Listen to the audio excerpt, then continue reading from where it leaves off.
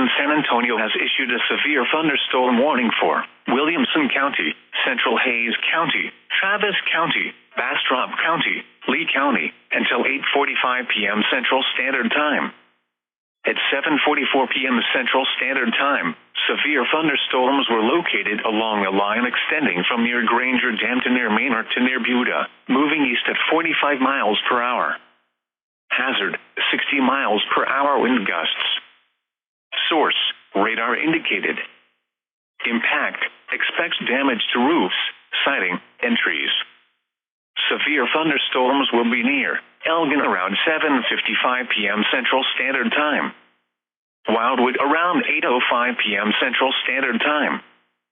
Cedar Creek around 8:10 p.m. Central Standard Time. Bastrop and Page around 8:20 p.m. Central Standard Time. Fedor around 8:25 p.m. Central Standard Time. Lexington around 8:30 p.m. Central Standard Time. Circle D KC Estates around 8:35 p.m. Central Standard Time. Dime Box around 8:45 p.m. Central Standard Time.